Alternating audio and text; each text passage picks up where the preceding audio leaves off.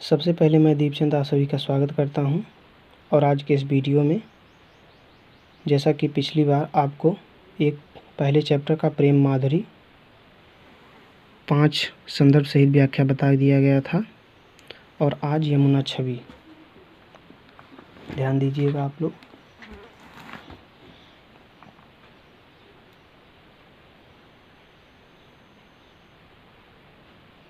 देखिएगा, तरन तनुजा तट तमाल तरुअर बहु छाए और झुके कूल सो जल परसन हित मनोह सुहाए और केंद हो मुकुर मैं लखत उझक सब निज निज शोभा और कै प्रणवत जल जानी परम पावन फल लोभा। मन आतप वारन तीर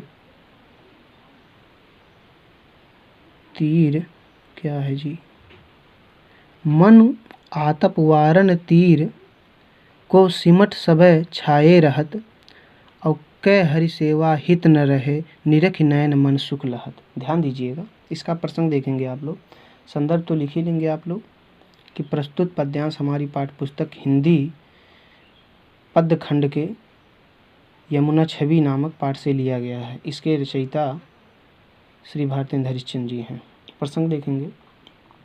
इस पद में यमुना की शोभा का मनोहारी चित्रण किया गया है और ललिता नामक एक गोपी यमुना की छवि का वर्णन करती हुई कहती है कि तरन तनुजा माने यमुना का, तट माने किनारा, तमाल माने तमाल के, तरुवर माने वृक्ष, तमाल माने कदम के, तरुवर माने वृक्ष, बहु माने अधिक संख्या में, छाए माने छाए हुए हैं। तो यमुना के किनारे तमाल के वृक्ष अधिक संख्या में छाए हुए हैं और झुके माने झुके हैं, कूल माने किनारे, जल माने जल को, परसन माने स्पर्श करने के लिए, हित माने अच्छा। लाइट चली गई, फ्लैश जला रहे हैं, ध्यान दीजिएगा।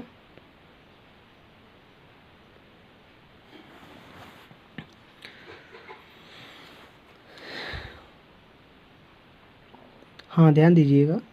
तो यमुना के किनारे तमाल के वृक्ष अधिक संख्या में छाए हुए हैं और झुके माने झुके हुए, कूल माने किनारे और जल माने जल को, परसन माने स्पर्श कर रहे हैं। हित मनोह सुहाए, जो मन को बहुत सुशोभित हो रहा है, मन को बहुत आनंदित प्रदान कर रहा है। तो ध्यान देंगे आप लोग।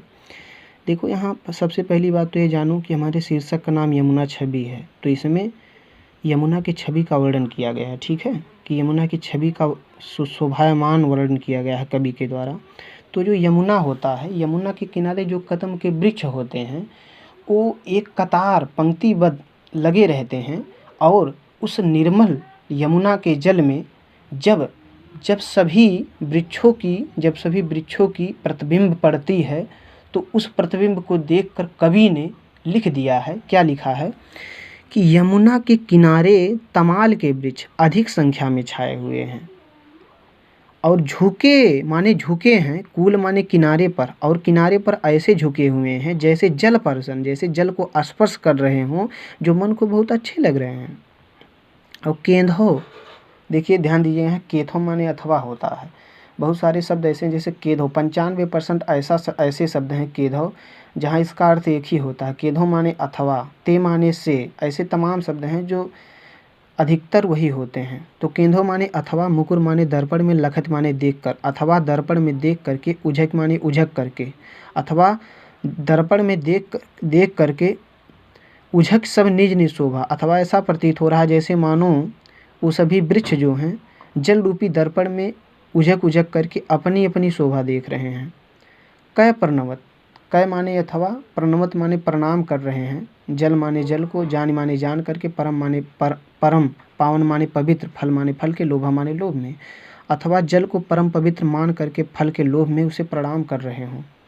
मन माने मानो, आतप माने धूप, वारण माने दूर करने के लिए, अथवा मानो अपने ताप को, अपने गर्मी को दूर करने के लिए किनारे पर सभी लोग सिमट करके एकत्रित हो गए हों। कै हरि सेवा, अथवा मानो भगवान की सेवा करने के लिए, देखिए ध्यान दीजिएगा, कै हरि सेवा हित न रहे निरख नयन मन सुख लहत। तो निरख माने देख करके, नयन माने नेत्र, मन माने मन, सुख माने सुख का, लहत माने अनुभव करता है। अर्थात उस यमुना के जल को देख करके ऐसा प्रतीत होता है जैसे मानो हरि माने भगवान की सेवा करने के लिए वृक्ष कदम के जो वृक्ष यमुना के जल में निवास कर रहे हों, अथवा उस दृश्य को देखकर मेरा नेत्र और मन सुख का अनुभव ग्रहण करता है।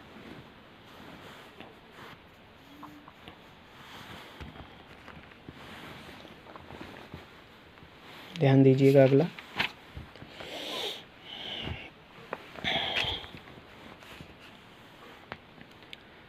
ध्यान दीजिएगा आप लोग, दिखाई दे रहा ना आपको?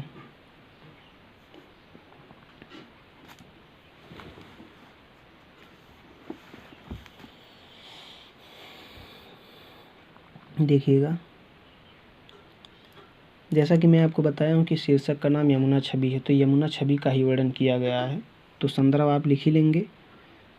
प्रसंग भी इसका प्रस्तुत पद में यमुना की शोभा का मनोहारी चित्रण हुआ है, उसको भी यही प्रसंग रहेगा पूर्ववत। तो ध्यान दीजिएगा यहाँ।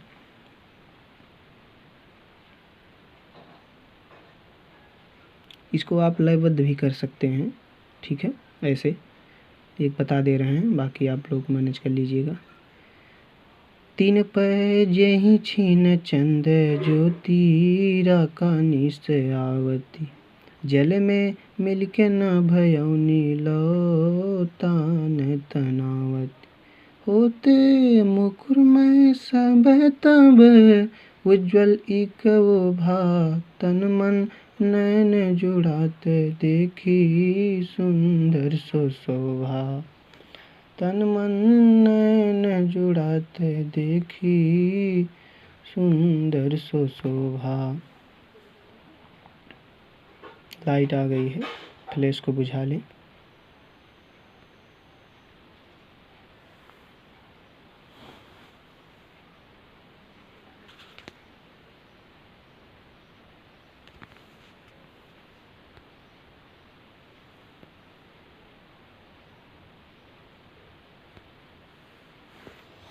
चलिए ध्यान दीजिएगा, कहाँ पहुँचे थे?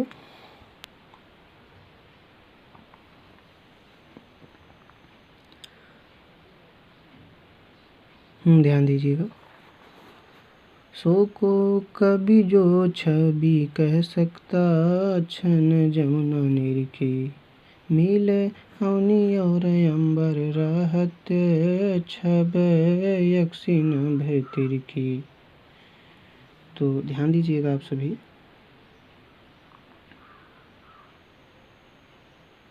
साफ दिखाई दे रहा है कि नहीं? चलिए देखिएगा।